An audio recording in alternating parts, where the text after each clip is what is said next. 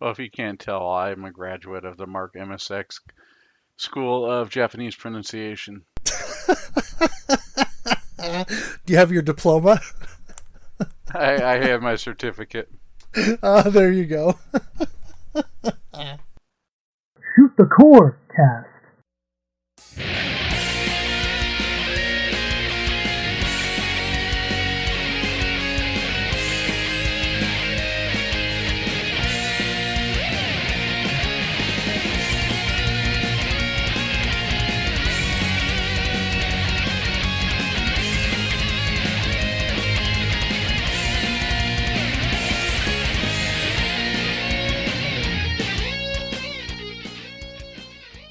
Welcome to Shoot the Corecast, the official companion podcast to the RF Generation Shmup Club. This is a family-friendly shmup-themed podcast that isn't hungry for souls, but wouldn't say no if they were on the menu. I'm Addicted, also known as Addicted to Shmups, and with me as always I have... MetalFRO, also known as Game Boy Guru. And if you'd like to connect with the podcast, you can check us out on Twitter at ShootCorecast. You can also follow me directly at Game Boy Guru. Go to our Linktree page to find all the feeds where you can listen to the show. That is linktr.ee/shootthecorecast. Also make sure you join rfgeneration.com and join in a Shmup Club playthrough. You can also subscribe, rate, and review the podcast on your preferred platform. Also join the RF Generation Discord channel and check out our dedicated Shoot the Corecast topic. And please follow me on Twitch as well so that you can get notifications of new streams, as I do stream the Shmup Club Game of the Month multiple times during the month. That is twitch.tv/GuruGameBoy.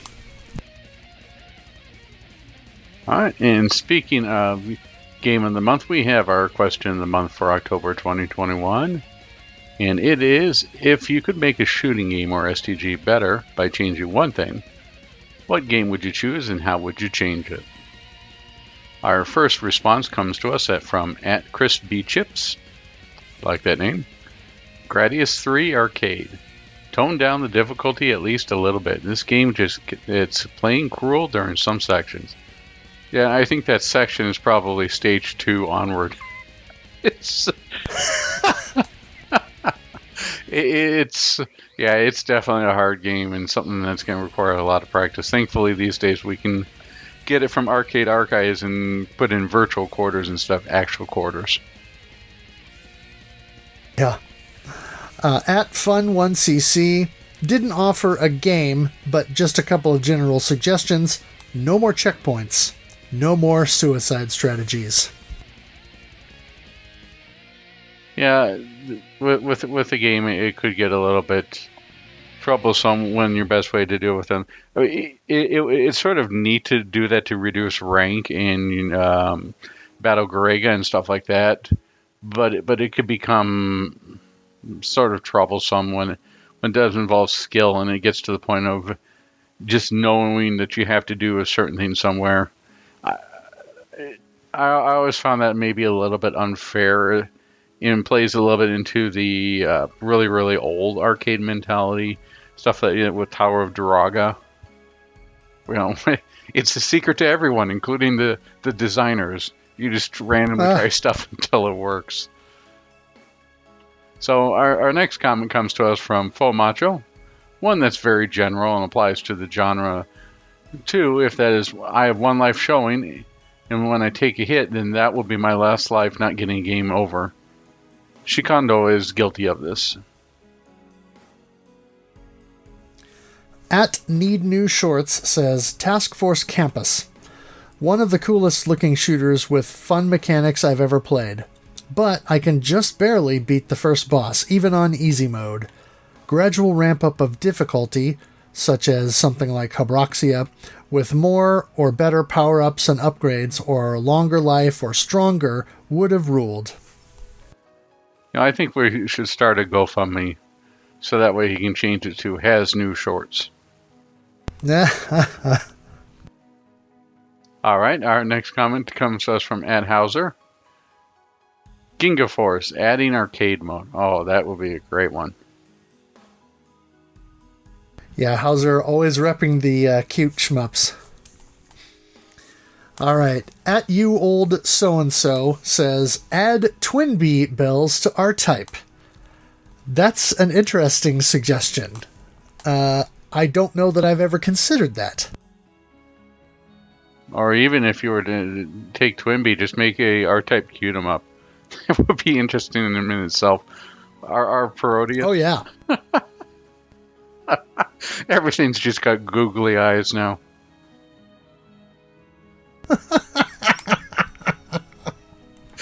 That would be hilarious. Yeah, that wouldn't be. That'd be rarefied. Not Parodius. Oh man, yeah. Yeah, I'm just. Or you could make a, take the game into the distant past and do it with pirate ship and stuff and make it R-Type. Oh, jeez. All right, well, we got the dad joke in for today. So, all right, moving on here. Add Pony Tatsujin. Tone down the rank and make it less jank. Hey, that's a good chant. Tone down the rank, make it less jank. It's probably the best word for me to call it. Less rank, less jank. Oh, there's a cry in there somewhere. Yeah, I think that rank can definitely be a little bit overbearing on there.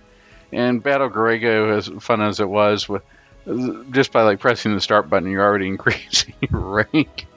Some of that stuff goes a little bit overboard, but hey, sometimes it.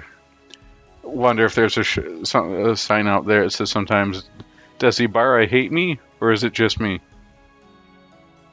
Oh yeah. Yeah, there are definitely some very aggressive games out there. For sure. So, what about you? What would you say would be your pick? Honestly, I would at least try. My pick would be to bring as many possible STGs to the Switch. I think that even if they were just digital, that having the variety out there would be wonderful. I love everything I'm seeing with all the cave games getting imported on here and all of the Handstar arcade archives and soon-to-be console archives being brought over. I just would like to see more of the genre being brought on. I would love to have the Switch Lite as one handheld I could just bring with me and have access to all of these wonderful games. Yeah, I'm going to be lazy and just completely echo Chris B. Chips and say Gradius Arcade, or the Gradius 3 Arcade is too brutal and needs to be toned down. I think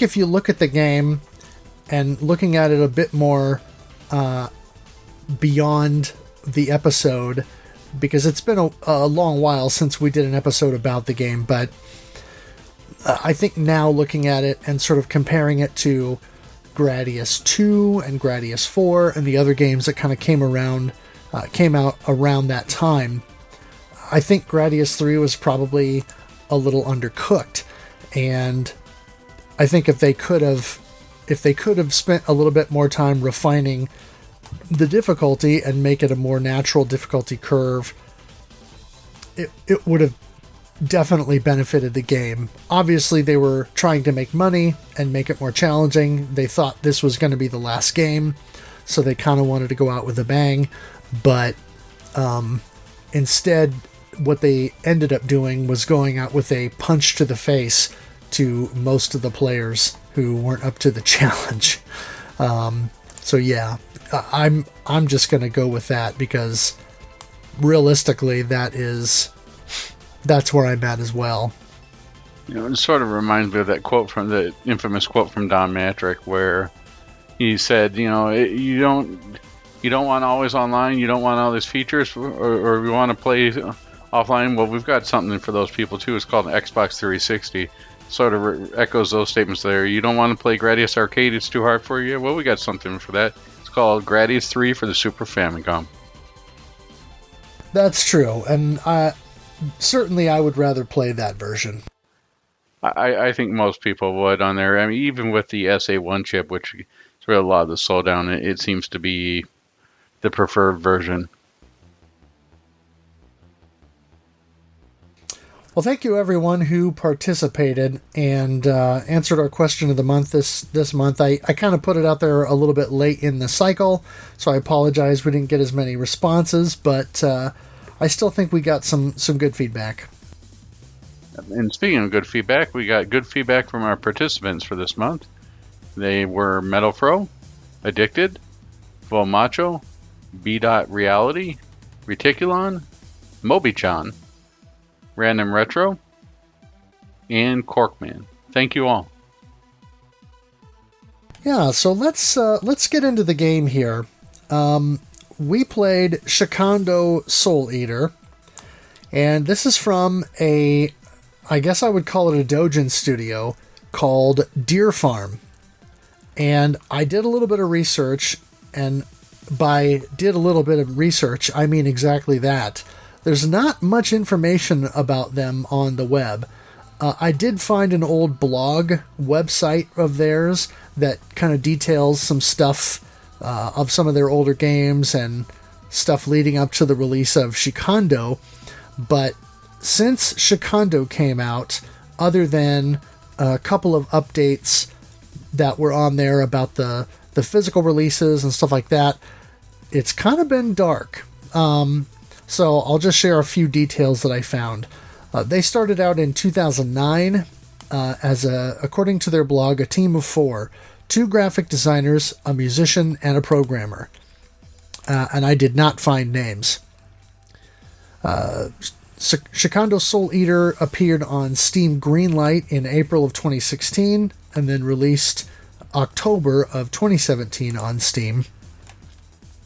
It got a digital release June 21st, 2018 on PS4 by East Asia Soft. And then a week later, the physical version pre-orders opened for both PS4 and Switch. I didn't find a release date for the Switch version right offhand. That was handled by Digerati and a company called Do Games. It did also get a release on the Xbox One and Xbox platform. That physical version was handled by East Asia Soft and distributed through Play Asia. A couple of other Deer Farm games that I found included one called Love Busters and Over the Horizon Unit Festival, which I think are related because if you watch the footage for those, they look like they're basically the same game, with just some slight differences. So I think it's probably just 2 games using the same basic engine, but they're both side-scrolling 16:9 shooting games. And Love Busters in particular looked like it had Over the Horizon looked like it had a sort of a team aspect to it, where you could play with 1, 2, or 3 characters and possibly control them all at the same time. It wasn't very clear. They also did a rhythm puzzle game called Prison Pang. And from what I found on their blog, actually, their second game was a Toho fan game. Based on the translation, I couldn't tell if it was the Toho Fairy Tale or Toho Paintings. Again, it wasn't very clear from the basic translation, but it was a Toho fan game. I also found that Shikhondo 2 is in development, according to some information on their Twitter and an IGN Japan article, but it's actually going to be a side-scrolling action platformer, and it looks like it has fast action, but similar mechanics like the Soul Collect are still going to be a part of that. So that'll be interesting, but it definitely has the same kind of art style and everything. Almost seems similar to the Bit Runner, or was it Bit Trip series, right? Where each game had a different play style, but they were all artistic, for the most part, artistically tied together, right? Right. Shikhondo was built around Asian mythology, with various mythical monsters being the bosses, and then other mythical creatures as stage enemies. Also in 2020, Deer Farm released an updated version of the game called Shikhondo Red Purgatory on the EXA Arcadia system. And as far as I know, that is the most recent thing that they have done. Yeah, the EX Arcadia system seems to be the place to go for majority of this stuff. It's really interesting to see this system flourish. They had Gimmick on there. They had another one we did Vitria. Oh, right, Vitria Hexa. Yep, it's just so many of these different titles on there. It really would be interesting to see if these eventually get ported. Yeah, and it's interesting because from what I've been able to find, it seems like a majority of the Exa Arcadia games are shmups. So that's kind of cool and kind of interesting. Actually, it may be easier to find than a PlayStation 5. Well, it started to come our direction. I know there have at least been a few locations in the U.S. that now have Exa Arcadia systems. Round 1, right? I've seen on at least one location of Round 1 has one, and I'm hoping that we start to see more of those. Yeah, same here. I mean, the closest Round 1 from here is at least half an hour away, but still would definitely go and check it out. Oh, half an hour. That's a big drive. I've got about 2.5 hours to drive to get to the closest one to me. Galloping Ghost is closer than it is to get to Round 1. That doesn't surprise me. And given the two, I would probably go to Galloping Ghost, of course, but True. Actually, no, I take that back. I think that DJ Psycho's arcade is probably closer. But yeah. But there you go. I hear I have to pay the master chunks and bits and treats in order to get in there, so that may be a bit expensive.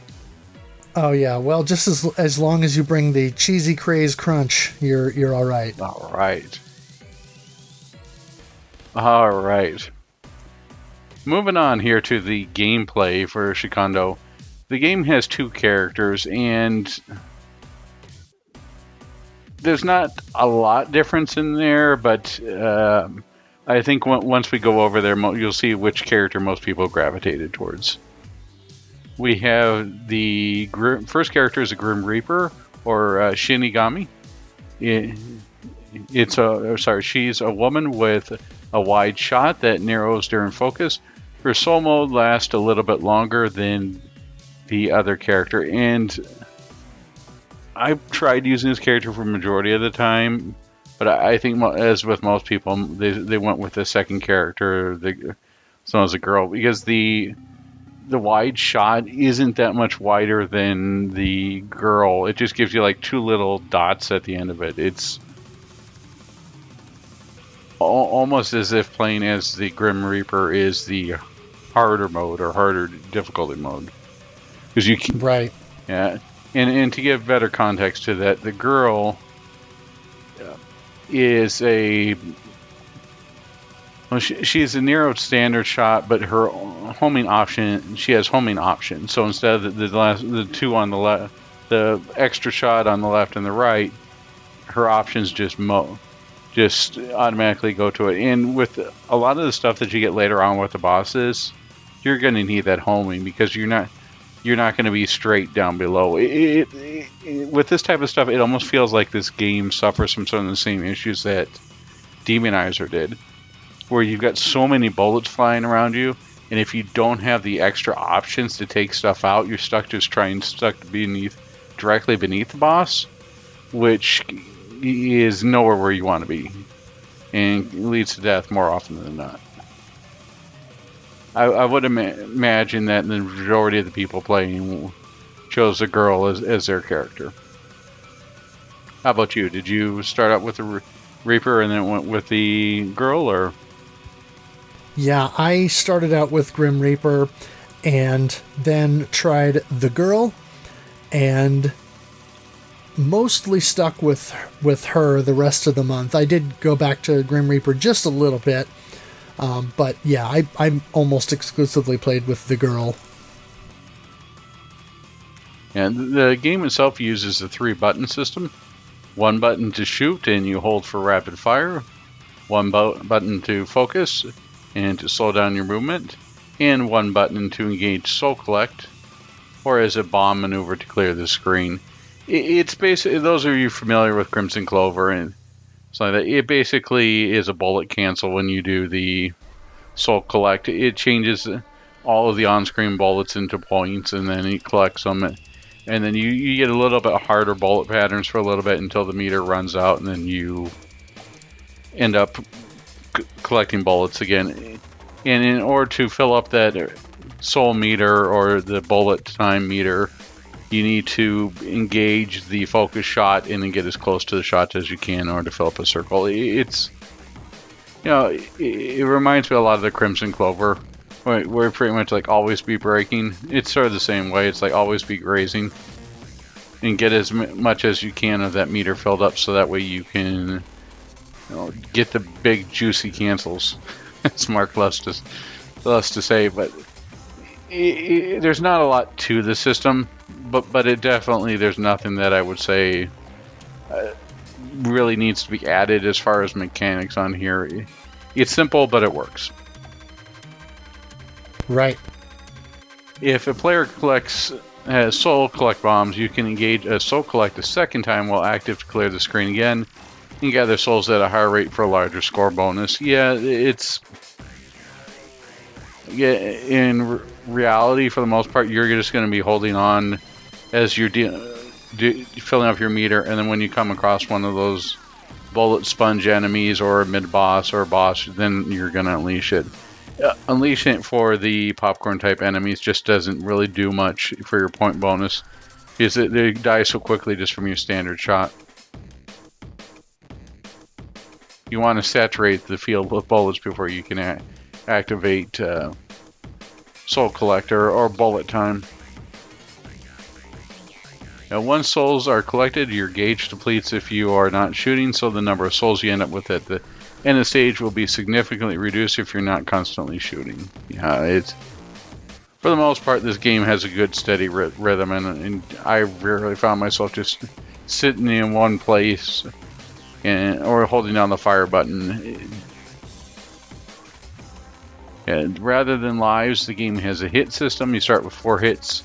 Hits can be recharged after defeating a boss, or you can choose to add another Soul Collect bomb. Yeah, most of the time I just went with extra hits. I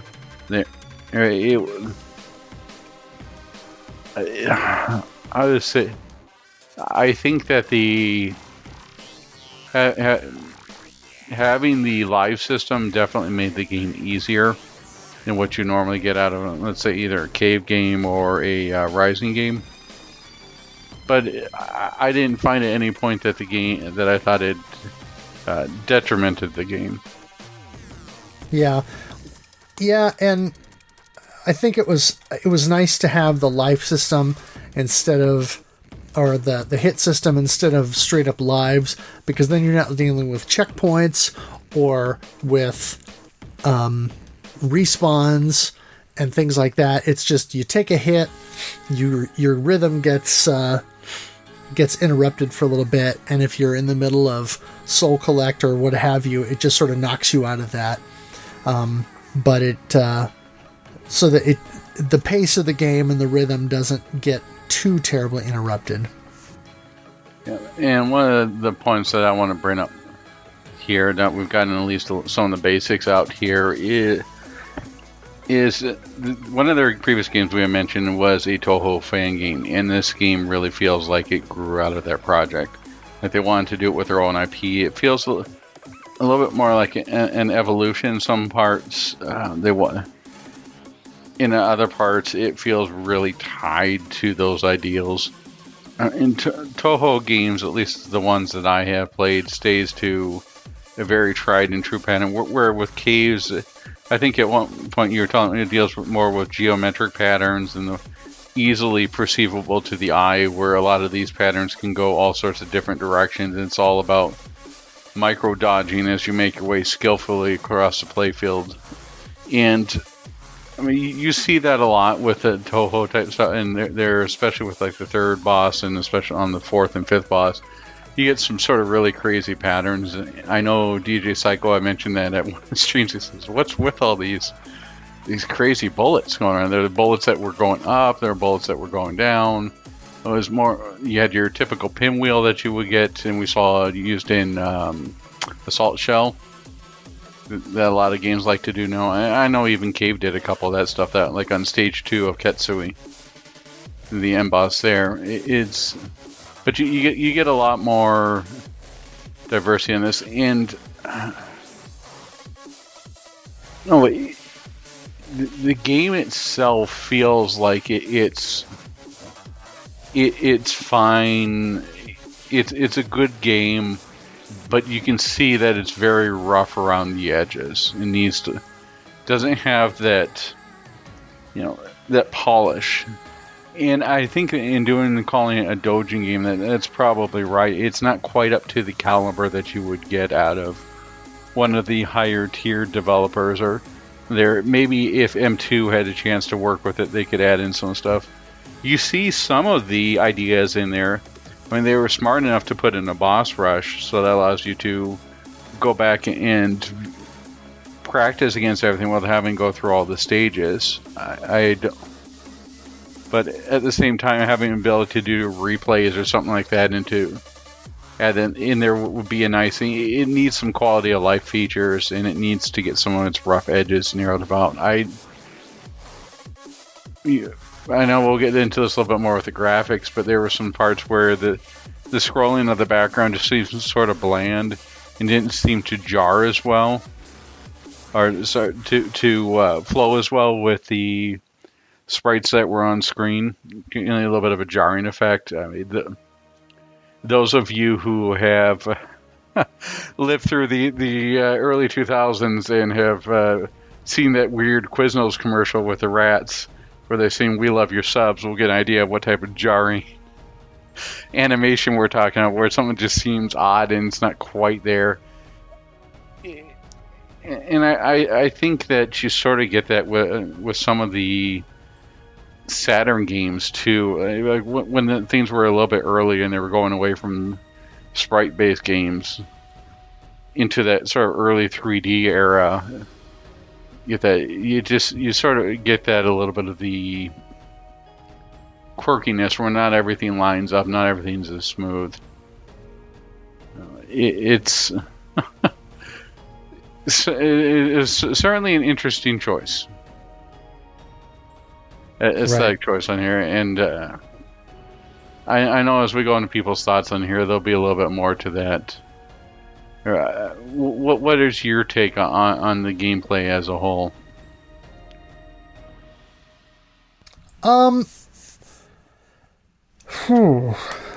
Well,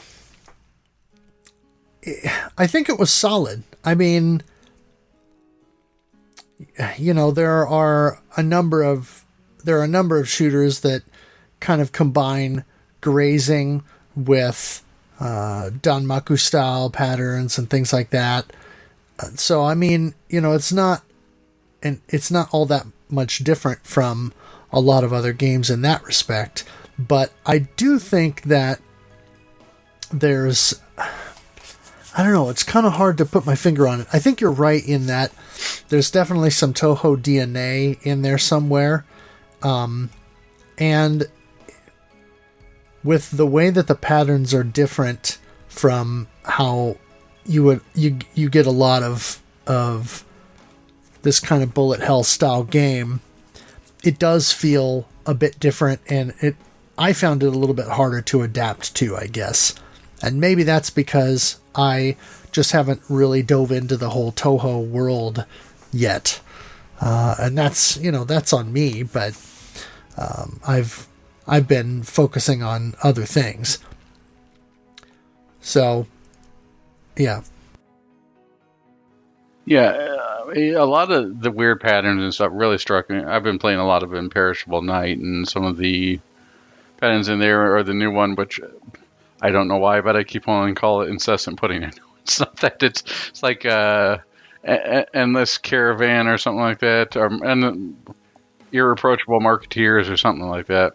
Oh yes, unconnected marketeers. Yes, random English words here. So yeah, I mean, a lot of that stuff I see in there, and don't get me wrong, I like Toho games. I think they're fun, and I do like playing them. But it's they don't, at least to me, they don't seem as refined as something you would find in a cave game, where you can be able to easily adjust it with your eyes, and it makes it, you know why you died. And I think that's the difference.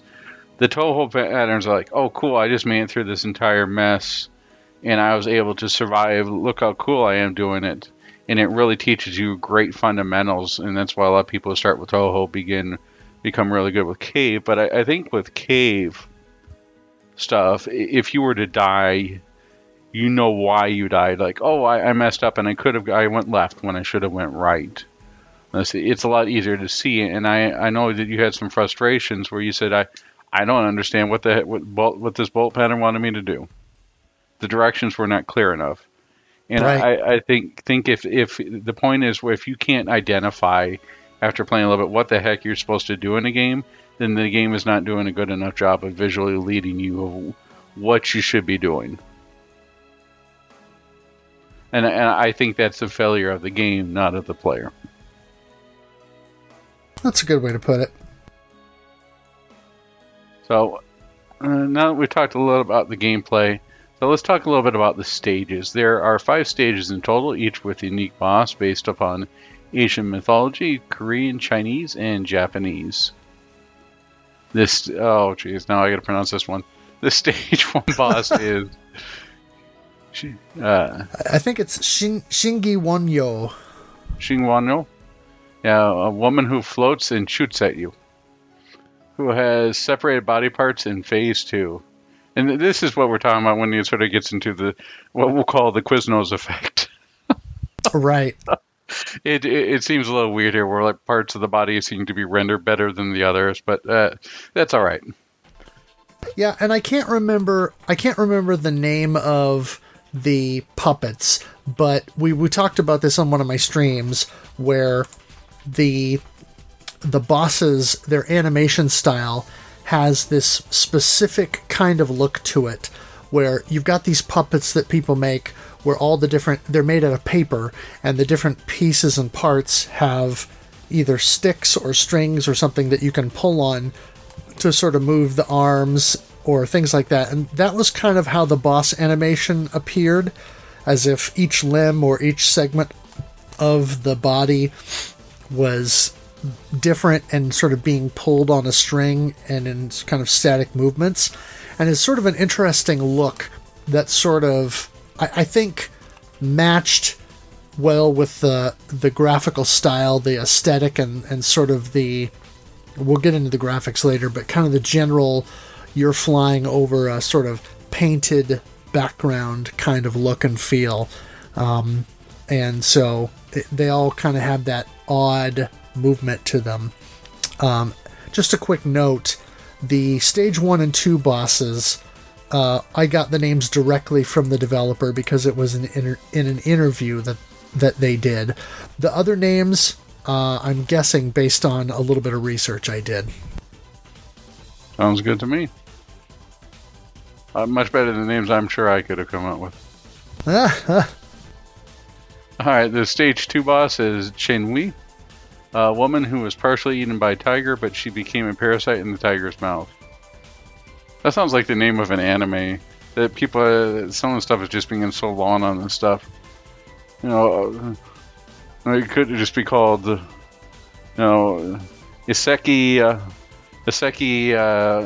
Anime 2, a woman who was partially eaten by a tiger, but she became a parasite in the tiger's mouth. Huh. She can only escape by helping the tiger hunt down those she knew in life. That sounds like that would be sort of a neat STG there. Revenge story. Revenge of the Tiger Woman.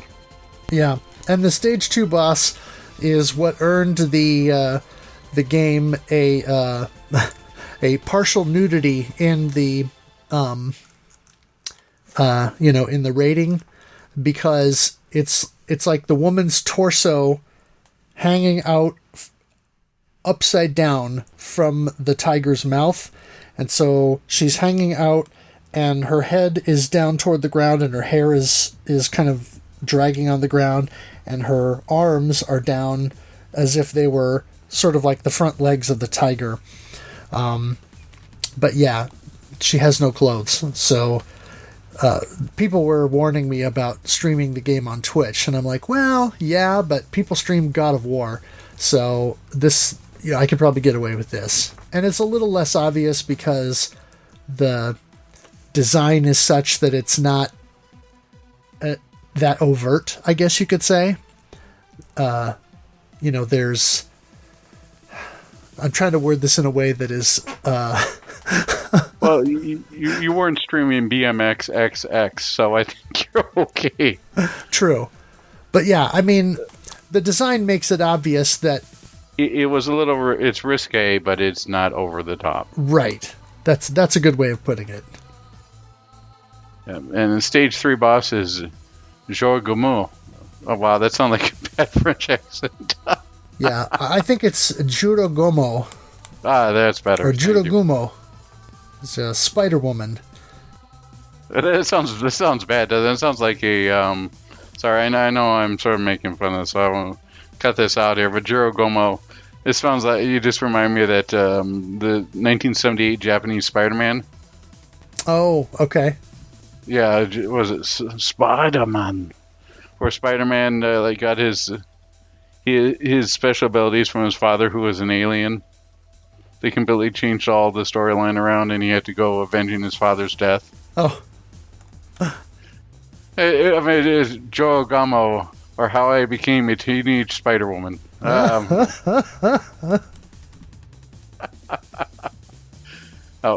Stage 3 boss is Joel Gamo, Spider-Woman, and this is where the game starts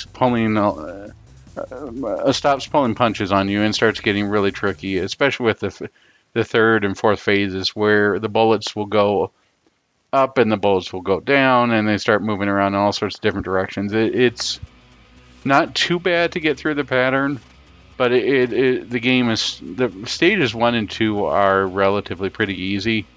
This is where the game says, nope, we're done, and starts moving on. I think stage 3 bosses, there's a term for this, isn't it called cave hard? Something like that. Yeah, and this is where I start to get stuck, and where I started to actually start paying attention and memorizing patterns and stuff. Same for you? Yeah, the stage 3 boss definitely requires more memorization than the previous two, and certainly, you're not going to get through that boss fight on just dodging and instinct alone. Yeah, you gotta have heart. No. All right. All right. So the stage 4 boss is a multiple armed woman, possibly Marshi. Yeah, I think it's Marshiten. Marishiten. Marshiten.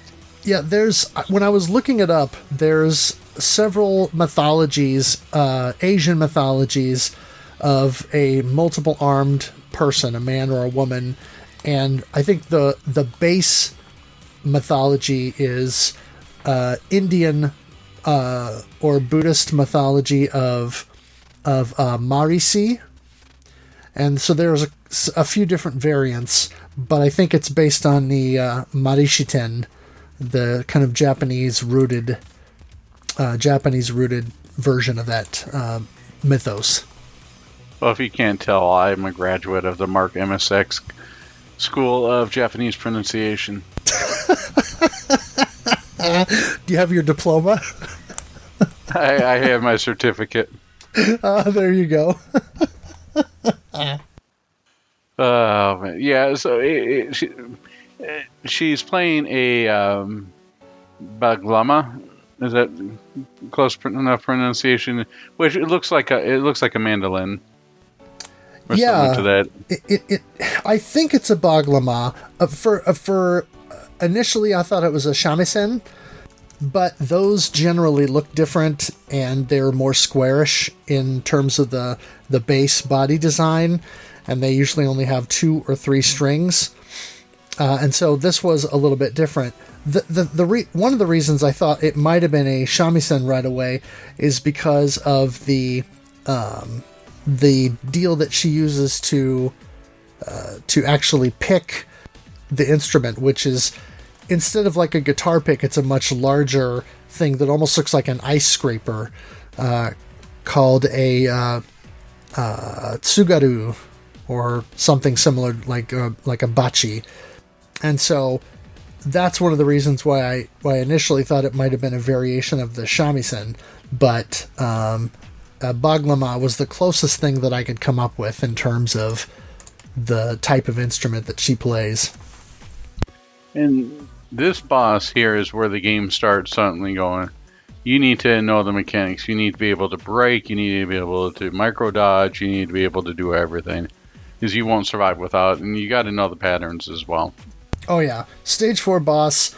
I reached a point where I went in where at the very beginning of the stage 4 boss, that first pattern that it throws out is difficult enough to dodge through, that it sort of does this thing where it shoots out these rings of bullets, and then the rings stop, and then they split off into more rings of smaller bullets, and then it does it again, and then the last time they sort of scatter out in various directions, and that's the part that I have not learned how to dodge yet. So I always have to basically bomb that part because I haven't built up the skill level in order to deal with that.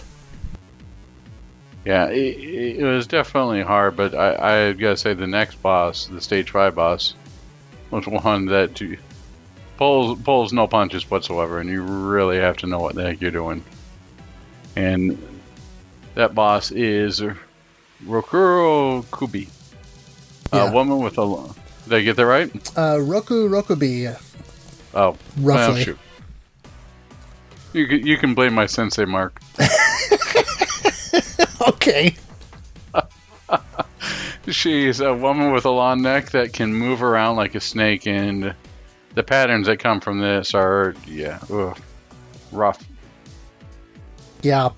That's another one where a couple of the patterns are easy enough to kind of weave through, and if you can build up enough gauge, then you can activate Soul Collect at the right time to avoid a couple of those things. But again, with the stage 5 boss, the first pattern is bad. It's just really difficult. And of course, if you can get the right rhythm down, I found that if you can bomb the first pattern and then graze enough to then activate Soul Collect at the right point, then when it goes around and is going to repeat that first pattern, you'll be coming out of Soul Collect and basically just cancel that pattern and repeat the cycle until you get to phase 2. But yeah, it's tough. Yep, and after that, both characters join up and we get a nice credits scene, and that's it. Yep, one loop and you're done. Well, I mean, it's nice that they added multiple modes to that. And speaking of which, we have the arcade mode, which is the normal game mode.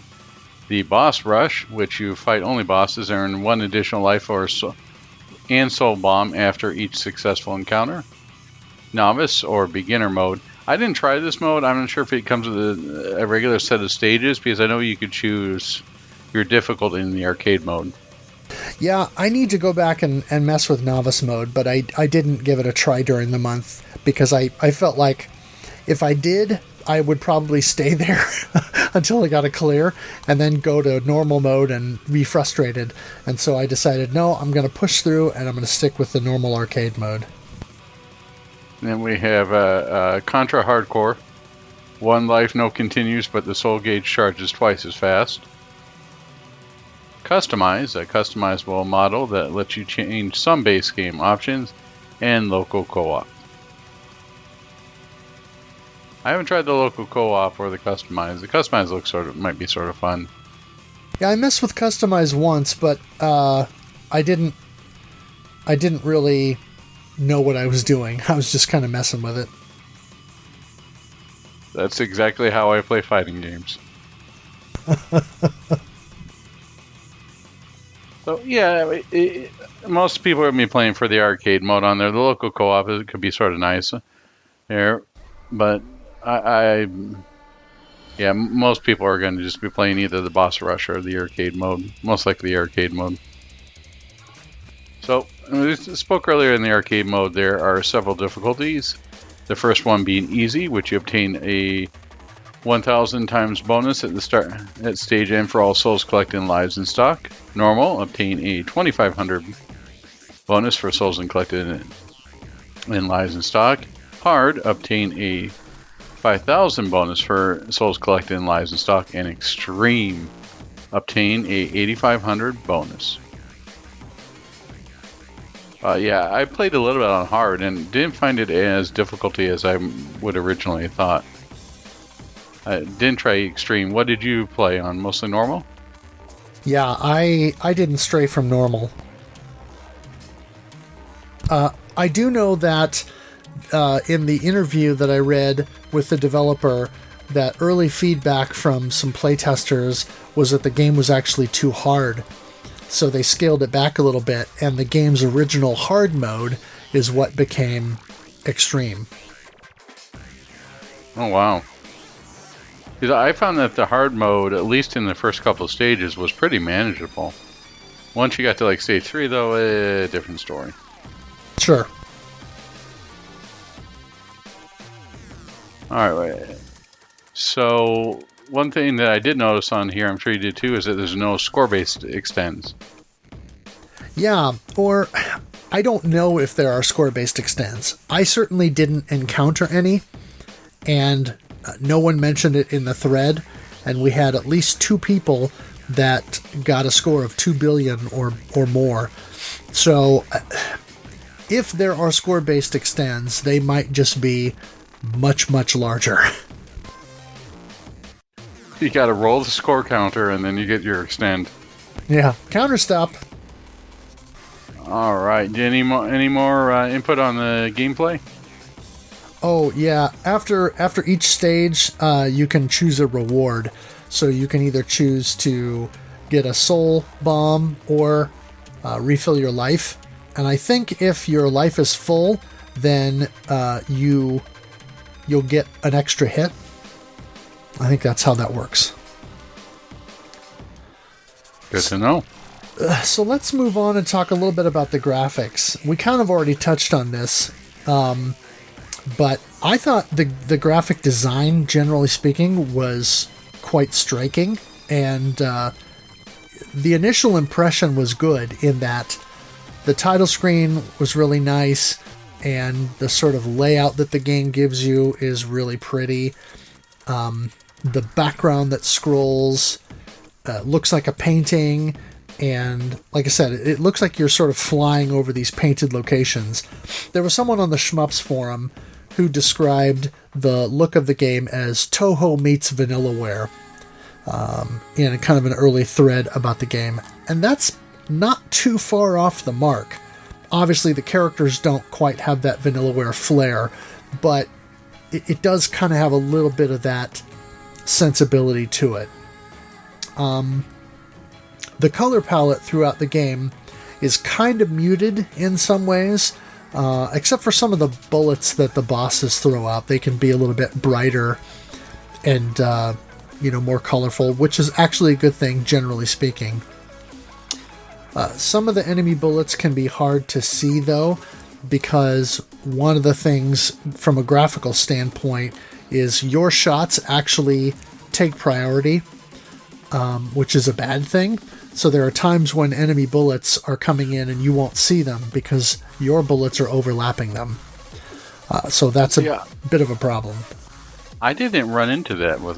I mean, not that. I mean, I shouldn't say that. Even if that occurred, it didn't become a problem for my playthroughs. I don't know if that's because I was playing on the PC and I've got a 32-inch TV I have hooked up to it, and it's fairly close, so it makes being able to see everything pretty easy for me. And that may be partially why it seems that more people have problems with the Switch port than anything else. Were you playing on PS4, right? Did you have problems with that? Well, I actually played all three versions. I started on the PC, and I played the first probably week and a half or so on the PC version. Then I switched to PS4, and I stuck with that for, again, about a week and a half. And then the last stream that I did, last little bit, was on the Switch version. I will say the Switch version has a similar problem to the Switch version of Raiden 5, where, for whatever reason, some of the colors are changed between, in a couple of spots. One example is, I want to say, it's one of the later phases of the Stage 1 boss, where it shoots out these two fans of these sort of arrow bullets, and then there are other bullets that come down from the top of the screen, and usually they're all kind of blue and white.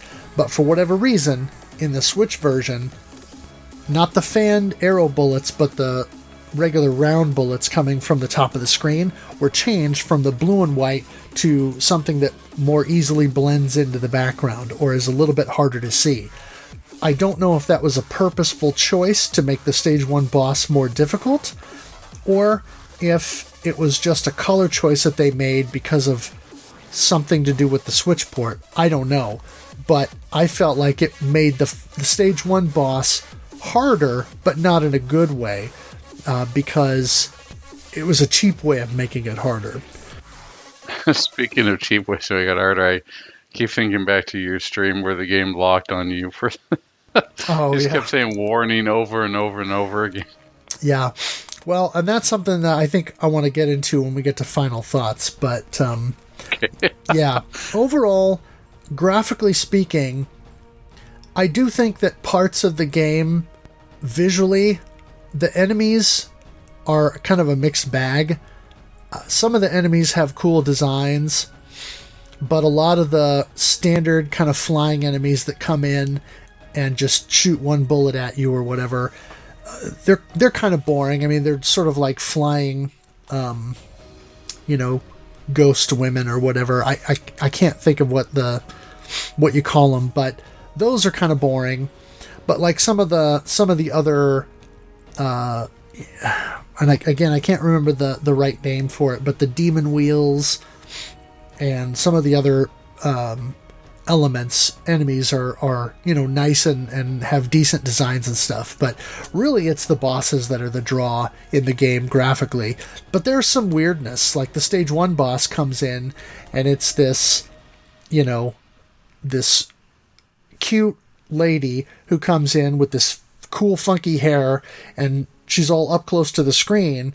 Well, then after it introduces her, then her image gets really pixelated looking, and then goes back to kind of take her position on the screen, almost like sprite scaling, except it's not quite that smooth. It looks kind of janky. That's a Quiznos effect. Yeah, the Quiznos effect. That's the good way to put it. We need a Quiznos rat shmup. Somebody make that happen. Oh, geez. But anyway, there are a few things like that where it feels like if they would have spent just a little bit more time, they could have made that look a little less goofy, maybe. I don't know. I'm not sure how it is that they made that effect work, but it doesn't seem to be as smooth as kind of the sprite scaling that you get in Neo Geo games and stuff like that. And Yeah, well, I think that two of the things that were echoed throughout the month by most people were we need more enemy variety. It seemed to be the same stuff over and over again, repeated. The Right. bosses were the standout, but as far as your standard enemies, they were repeated quite a bit. And then the other part to it was graphics, where certain stuff is just not the same as the rest of them. Some things look better than the others, and it gave the game a little bit of a jarring effect because there wasn't as cohesive a graphical design as there should have been, and that's one of the rough, little bit rougher parts of that. I didn't run into too many problems with the bullets and detecting where things were, but again, I was playing on a 32-inch TV, like right up in front of my face, so it was pretty easy for me to see what the heck was going on. And had I been playing on a 56-inch TV or something like that, 6 feet away, it would have been a totally different story. Yeah. So, and now that we've had a chance to talk about the graphics and the Quiznos effect, let's talk a little bit about the sound. Now, I think you referred to it as dollar store Euro shmup. Oh. Euro. Dollar store Eurobeat. Yeah. Yeah, and I think that's a pretty good way of putting it, but I have to say, stage 1 and 2, I could forget an instant, but stage 3, I don't know, that track really gets to me. Yeah, I like the music overall. When I first saw the footage of the game and the art style that it was using and the fact that it was based on kind of generalized Asian mythology with different, Chinese, Asian, or Japanese, Korean mythology all kind of crossing over, I was really looking forward to it because I thought if you can do it right and you can marry the aesthetic and the audio-visual kind of presentation, you can really have something that will capture you. And then when I watched the trailer, I got Eurobeat. And the music in the game is more varied than what was in the trailer, but I was hoping for something that was a little bit more atmospheric, something that would incorporate a little bit more traditional Korean, Japanese, Chinese sort of melodies, instrumentation, etc. It would have been cool to hear a shamisen in there, like we kind of mentioned before, or some things like that, where it would really sort of add to the atmosphere and the general mythology that the game was pulling from.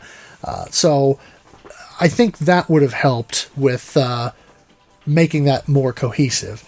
Having said that, I do enjoy the soundtrack though, and I especially like the Phase 2 boss theme and also the final boss theme that gets really intense and is a banger for sure. Yeah, there are definitely some high notes here, but it's so weird. It comes out of the gate with Eurobeats. It's just really, I don't know. It was just so different than what you would normally. I mean, you'd almost, how when you have that sort of you get that kabuki theater type vibes and sound effects. Oh, sure.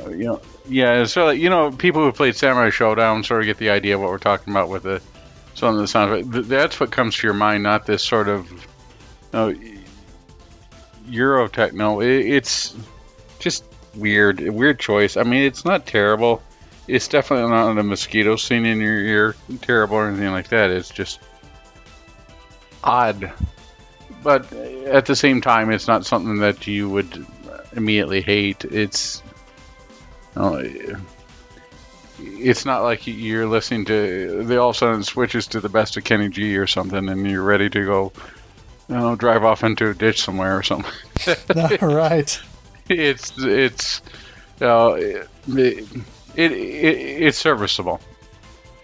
It's serviceable with a couple tracks being standouts. Right. And so the sound effects aren't too bad. Some of them are, well, I should say most of them are a little bit low. What they're doing, it was sort of interesting to hear that there were, when you press the fire button, your own shot doesn't make any noise. Yeah, and In some situations, I would say that is a good thing, because there are some games where the shot sound is very annoying, but it almost feels like it's too much to just not have something or any sound at all. You know, when we played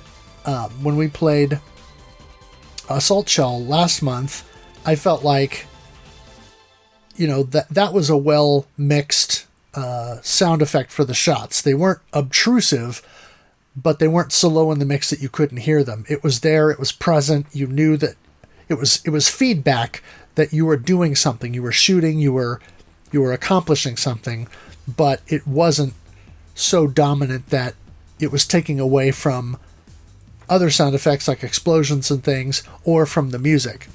And in this case, it just feels a little odd that there's nothing. Yeah, it's yeah, you know, it's sort of weird when it's present. When it's there, you don't think about it, but when it's not there, then you think about how much incorporated into the design element of a good shmup it really is. Getting the auditory feedback to the player and letting them know what they are doing and just how important that is. Yep.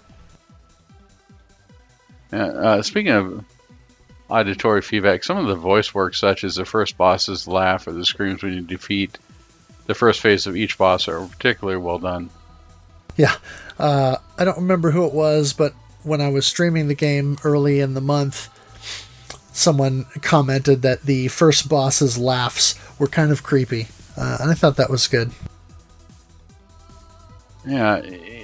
It could do, or the screams from the first boss as it's coming on stage.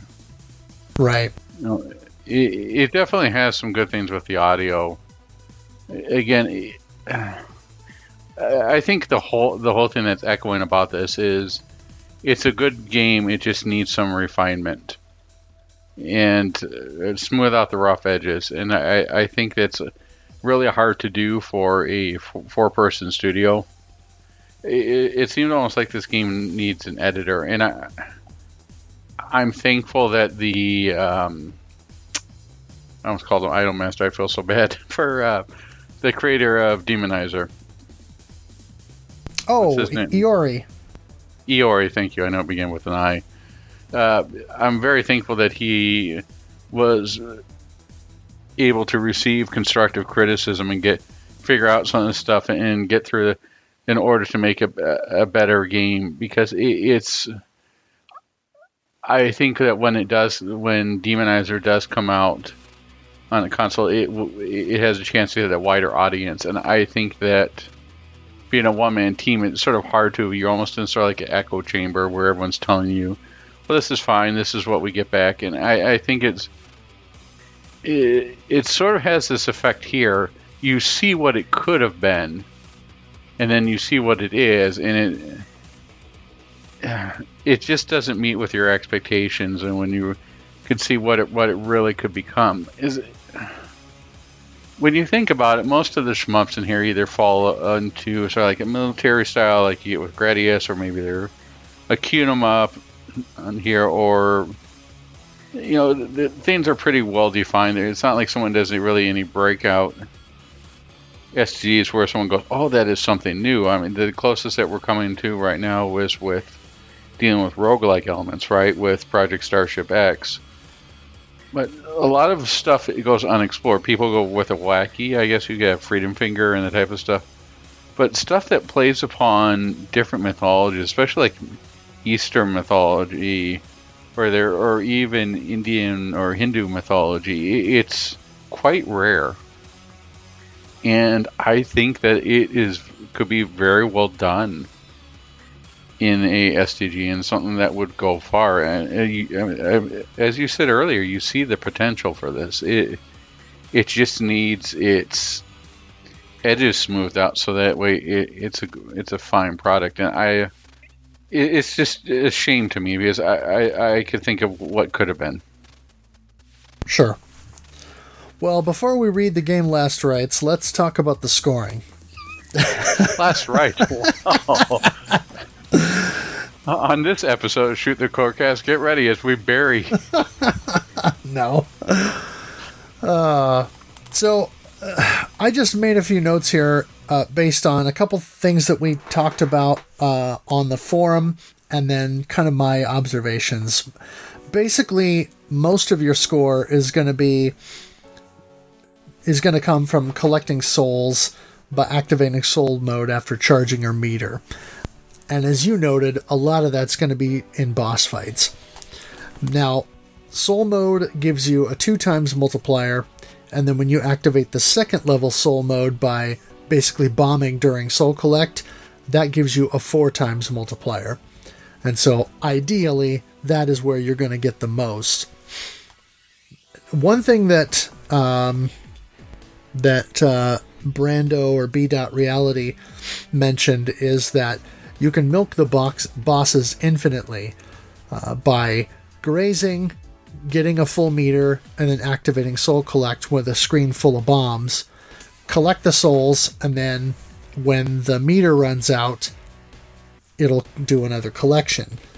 The problem with that is, as we mentioned earlier, your soul meter ticks back down again if you're not shooting. So while you can do that over and over again, the problem is the amount of points you get from doing each of those soul collects is not too substantial.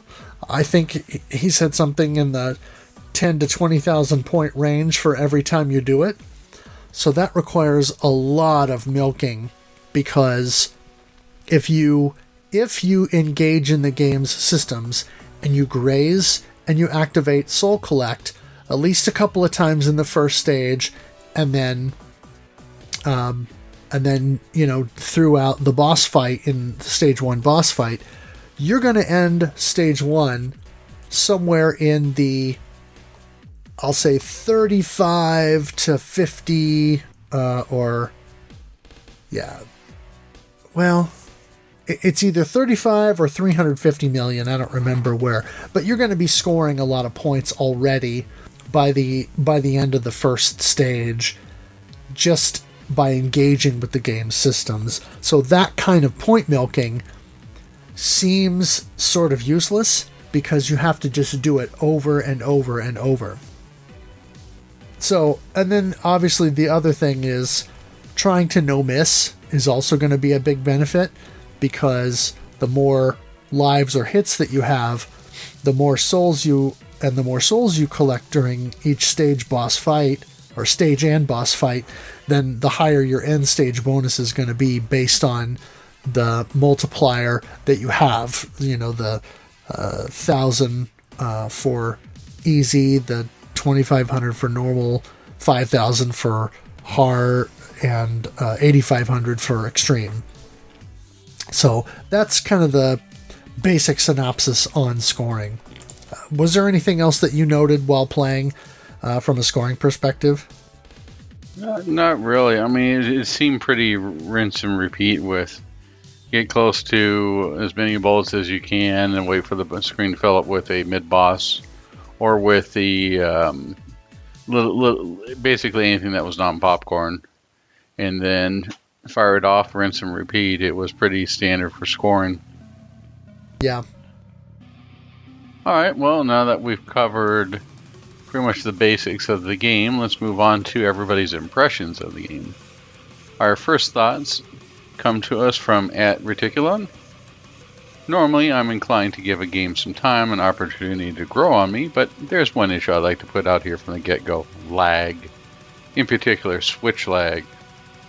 I'm willing to overlook a little lag, especially on the Switch, since it gives me a portable and convenient place to play a lot of shmups, and generally good support for Tate games. Present company excluded. However, in a bullet grazer like Shikhondo, the lag is frustrating, since I am purposely spending time near a lot of bullets, and since letting go of focus shot and returning to normal movement can make me feel even more out of control with the lag. I'm curious what others think about lag on the Switch, and particularly what controller they like to use. I like an arcade stick, and I frequently use my 8-bit Do arcade stick, It is great with a PC, but with the Switch I often find it seems to add even more lag. My favorite way to play is docked with the Switch, but fairly often, as is the case with Shikhondo, I feel like it's the least responsible way to play. Any advice for low latency stick on the Switch? Low latency stick on the Switch. I would avoid anything that's wired, of course, because that definitely adds lag on the Switch. Yeah, and I mentioned in the thread that that Reticulon should maybe check for a firmware update for whatever stick, whatever 8-bit DOS stick, because I know that I've mentioned before, and I'll continue to say I'm not that sensitive to lag, but I went and updated the firmware on my Mayflash stick, and I did notice that it did feel a bit more responsive, because it was specifically, they mentioned in, Mayflash mentioned in this particular firmware update that it was supposed to help make the stick more responsive with, consoles and stuff. So that is one thing that I did mention in the thread to Reticulon, to maybe give that a try and see if that would help. Yeah, and the Switch wired, I mean, he probably knows this, but the Switch wired controllers add a lot more lag to the inputs than having things via Bluetooth. Right. Mobi-chan says, I am playing on Switch, but don't perceive any lag. I am using a Pro controller, but would prefer if I had an arcade stick I could use on the Switch. The game is giving me hard Shikigami no Shiro vibes, which isn't really my cup of tea. But I managed about 507 million points from my best run so far, ended at the spider boss. I wish the music was more exciting and that there were actual stages instead of a scrolling wallpaper behind a bunch of enemy waves. It is a professional presentation, but this isn't really a game I will come back to after the community event is over. But I am glad I got out of my comfort zone for a few weeks. Well, thank you definitely for trying it out, and that's what the Shmup Club is all about. It's about trying different stuff, even if you don't like it, and you only have to put up with it for a month, because we've got another game coming. Yep. Alright, our next comment comes from @Corkman. I am playing this month. I got a late start this month, but I played a fair bit this weekend. I like the art in the game, but I'm not sure about the scrolling backgrounds. I really don't feel like I'm flying. I don't know why, but I like the feeling like I'm flying and I'm going fast in shmup. The art is really cool, and I do find myself admiring the art in the background instead of dodging bullets sometimes. I just played some tonight after work and got to 532 million. I was gonna play for survival at first, but this really is a scoring game, so I'll play for score. Besides, I've been into playing for score more between playing Assault Shell and Cotton Reboot. Happy soul eating, everyone. I was able to get a few more runs in today after not being able to play for a couple weeks, so I got to 661 million, a little better than my previous score. For me, I was interested in this game for the cool art and found some fun in the gameplay for the small amount of time I was able to play. It was good to get some good practice in game with the grazing mechanic. I had some issues with the orange arrowhead looking bullets blending into the background, or the souls you were collecting. Also, the online leaderboards on the Switch version were glitchy. One time the scores didn't display, another time it wouldn't update my online ranking when I got a higher score. It's a pretty average game, not amazing, but not bad either, good at a low price. And I think that's the common theme here. It's not amazing, but it's not bad, and for the price that you get, you can usually find it at on sale. It's definitely worth checking out, or especially for anyone who's a little bit. I know this might be interesting word to throw at it, but Toho curious. If you're curious on what what a Toho game entails a little bit down here, and you want to try something without actually trying an actual Toho game, this wouldn't be a bad starting point. Right. Faux Macho chimed in and said, I'm chipping away little by little at the game. It seems like I'm progressing to where a lot of you all are, around 500 mil. Seems like that where practice and experience are needed to break through. I'm playing on the Switch. I'm pretty disappointed in this version. Besides being extremely bare bones, my high scores are not working. It won't save anything for me, and the tutorial screen before it runs seem to state the wrong button for the second phase of the Soul Collect. Anyone else experiencing the lack of high scores on Switch?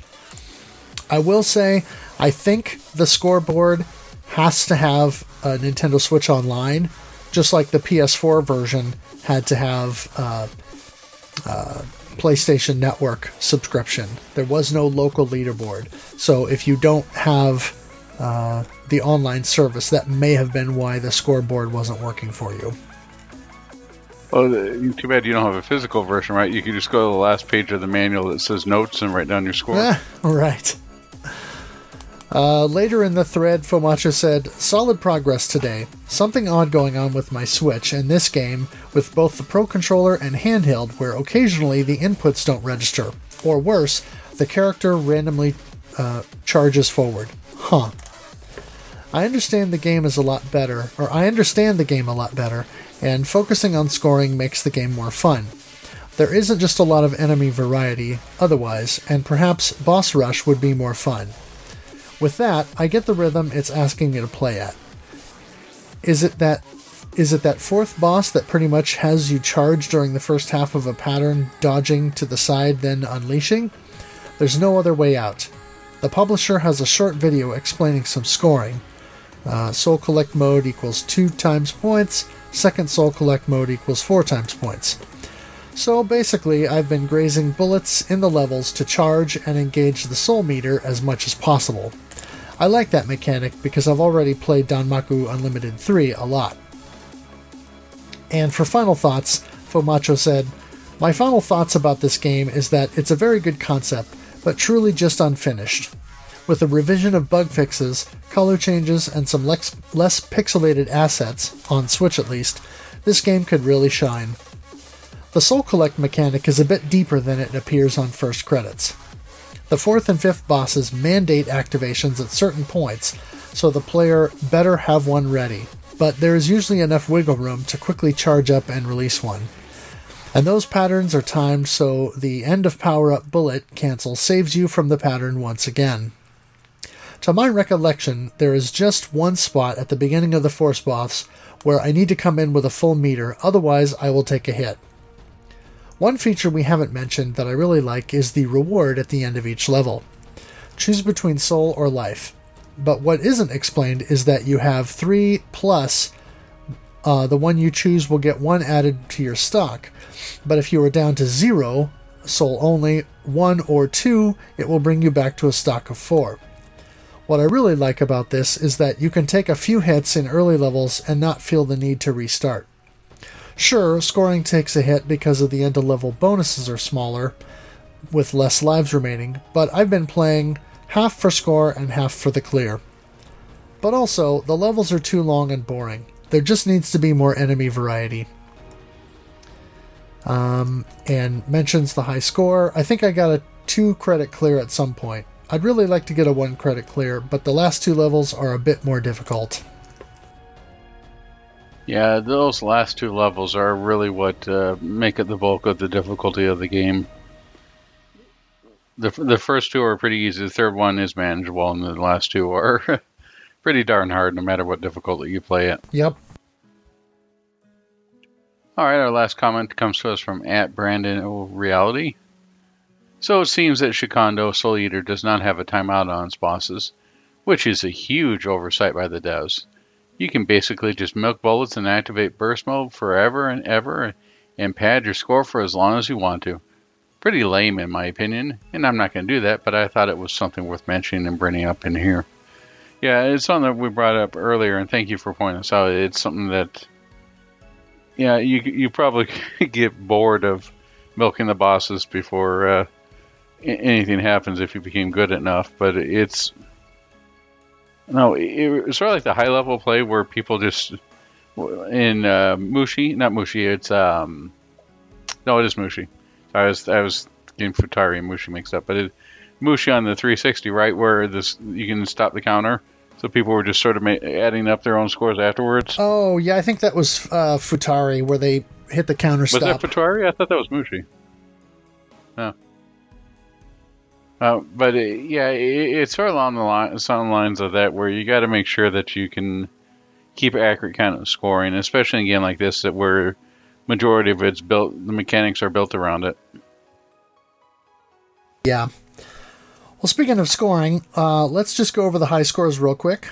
So our top score was Brando Reality with 2,242,935,140 points.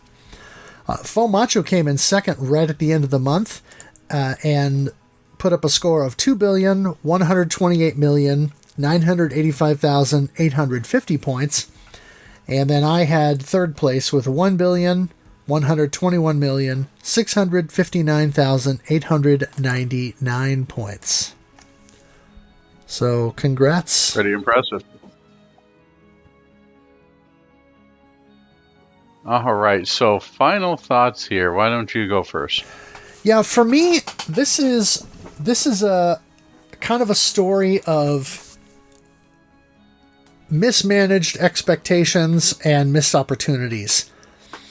Because I played 3 different versions of the game, I got to kind of see the game in multiple settings. The PC version, when I played it, it performed poorly. The game would freeze up between levels when it was loading, and I had to play it windowed, and so I could see the title bar on the window would say not responding for an extended period of time between levels when it was loading. And then I also had at least one time when the PC version crashed on me and did something weird. The PS4 version... I thought that was the PS4. Well, the PS4 version crashed on me a couple of times. I had one time where the game... it crashed in a weird way when I was on the way into a boss fight, and it, as you said, it had the warning screen, and it just sat there flashing warning forever.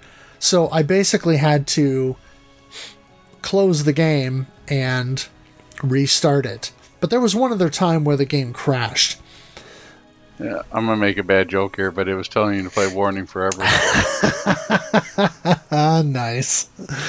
And the interesting thing about the PS4 version is on disc, you have version 1.0, and there are no patches for the PS4 version at this point. And the physical has been out for 2 years. So I don't want to say that this is definitive, but in the 2 years since the game has come out, there has not been a patch released for the PS4 version. My guess is there's not going to be. So manage your expectations when going into the PS4 version to do that. The Switch version is 1.01. I don't think that's what's on the game card. But when I inserted the game card into the Switch, I specifically looked for an update, and I did the same thing on PS4, but I was curious to see if there was a patch for the Switch version, and there was, so I downloaded it, and so the Switch version that I played was 1.01. I don't know if the bullet color issue that I had was something that was added with the patch, or if that's just the way it was from the get-go. But each version that I played had technical issues. The PC version had a thing where when I would go into a stage, if I would press and hold the focus button before the stage screen fully loaded, it wouldn't register, and I would have to let go and press it again in order to make it work. So that was one issue that I had with the PC version. On the PS4 and the Switch version, I don't know if the PC version is the same, but on the PS4 and Switch versions, if you play boss rush mode, and let's say you get to the third boss, and then you die on the third boss, if you do the restart option when that comes up, instead of exit and then go back through the menus to start boss rush again, it doesn't start back with the stage 1 music. It starts with the stage 3 music. So you're fighting the stage 1 boss with the stage 3 music. That seems like a big oversight, and just general glitchiness like that I feel like the game feels just a little bit underbaked in terms of from strictly a technical aspect. Now, of course, we're dealing with a Dojin studio. There's one programmer, and I don't know if that programmer did all of the versions, if it was just a matter of creating the game in Unity or whatever they did and then exporting out for the different versions of the consoles and things, or if someone else assisted with getting those versions onto those different platforms. But each version has some what I would consider significant bugs and quirks. The lack of a local leaderboard is inexcusable in my opinion. You should not have to rely on an online service for that, particularly when you're buying a physical game on a disc for PlayStation 4 or on a game card for Switch.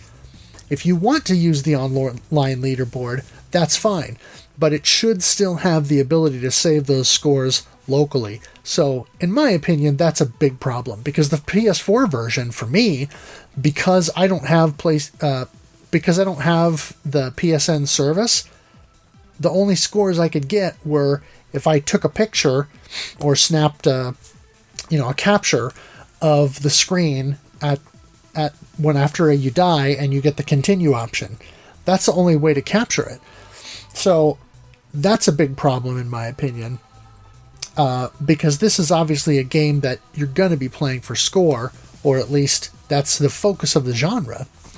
So all of these things, plus the fact that, the already mentioned issues of the enemy variety being a bit lacking, the stages being a bit lacking.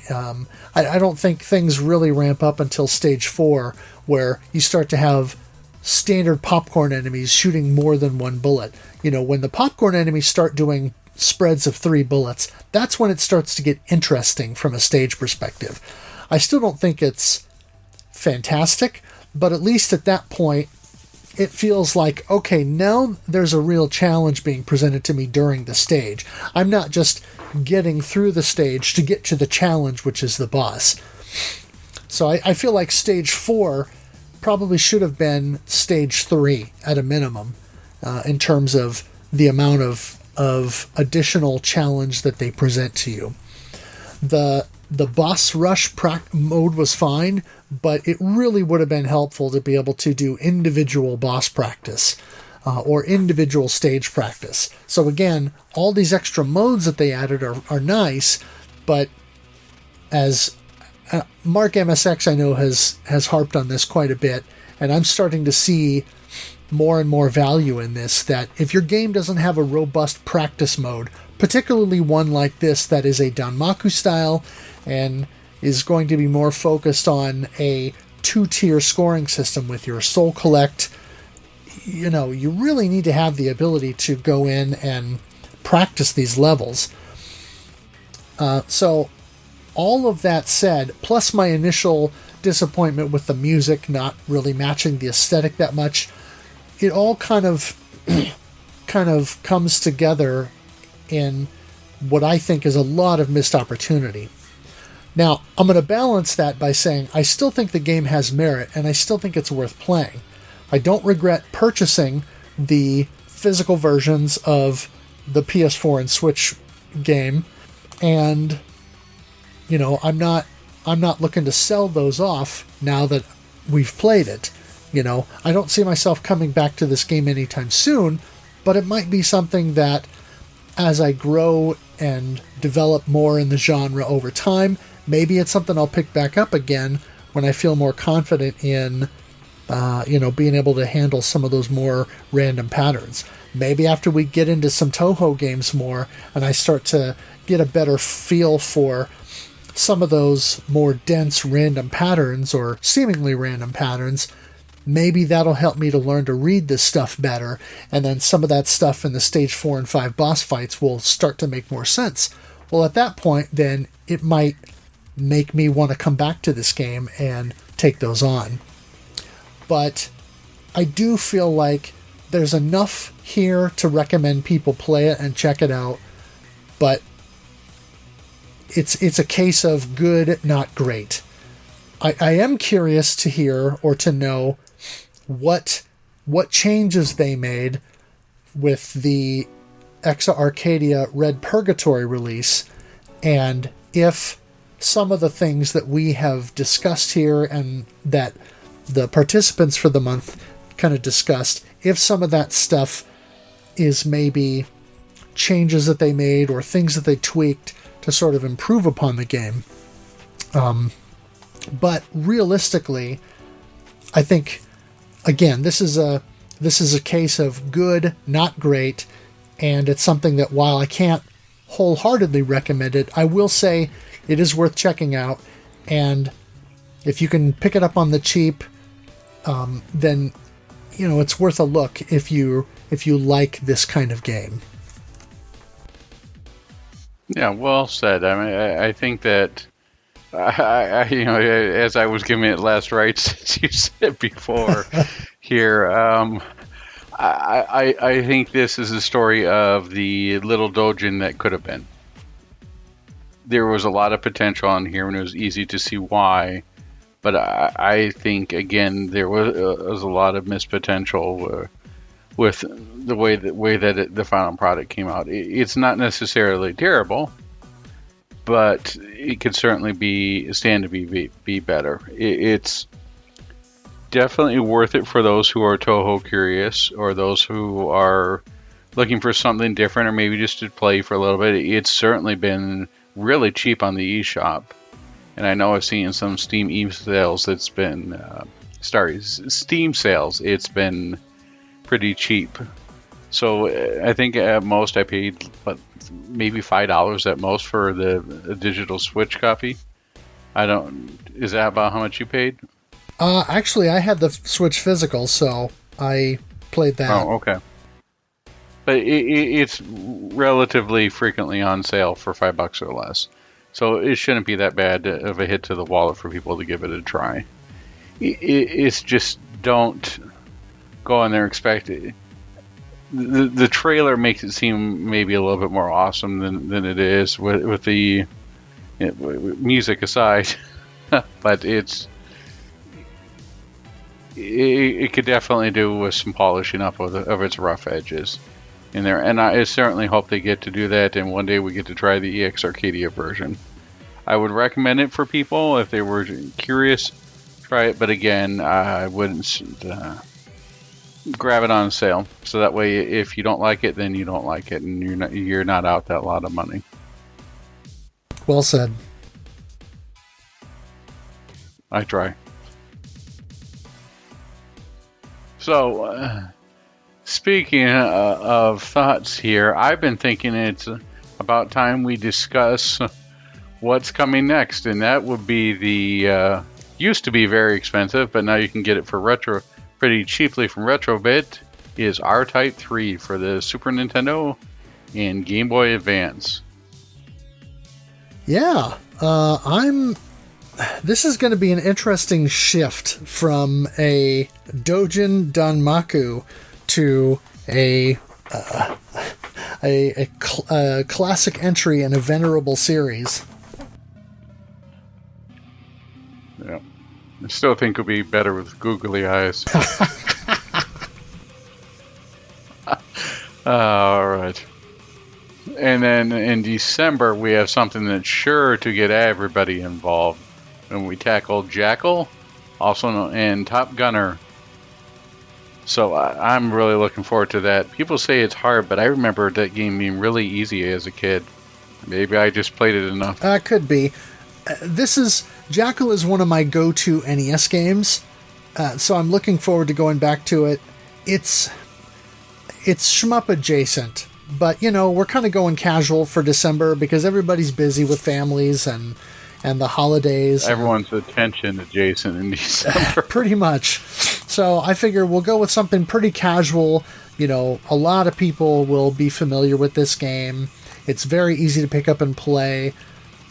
But I'm also looking forward to checking out Top Gunner, the arcade version. There's not an Arcade Archives release of that yet, but for those willing to check it out, I'm pretty sure it's available in Shmup Arch, and then there's a Mr. Archives. Yeah, I don't know if it's on Mister yet or not, but No, it is. Oh, yeah, it's a Mr. Archives. Okay, cool. So it's on the Mister. I think it's in Shmup Arch, and I know it's in MAME. So it's available to play in that respect. But I'm looking forward to doing some comparison because I've played Jackal for years and years, but I haven't really spent a lot of time with the arcade version. So I'm looking forward to sort of playing and comparing.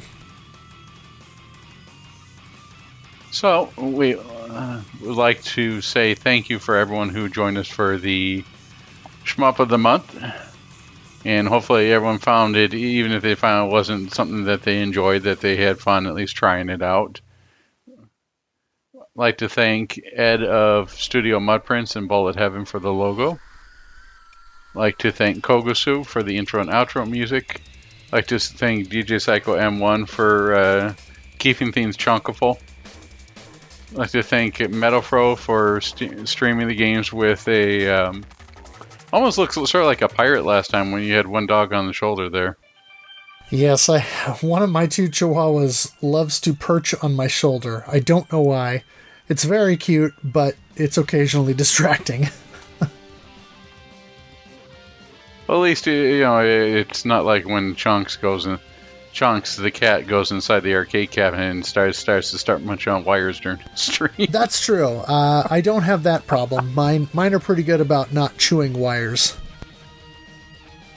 Nope. Well, one last thing, I'd like to thank everybody from the RF Generation Playcast and Collector Cast, and hopefully all this talk about Souls has made them interested in trying something other than Dark Souls. Oh, yes. All right. Anything else we need to talk about before we wrap up? I'd just like to, once again, thanks everybody who took the time and effort to answer the questions as well as to put in their thoughts. Really appreciate being able to play games through in a community-driven effort and get a lot of enjoyment and feedback out of it. It's not something that... I'm 3 years in. I'm still amazed by the amount of feedback and the fact that people are willing to invest time and try this stuff out with us. Thank you again. Yeah, I'll just echo that and say thank you all for participation and for sticking with us so long. And thank you for listening. And we will catch you next month.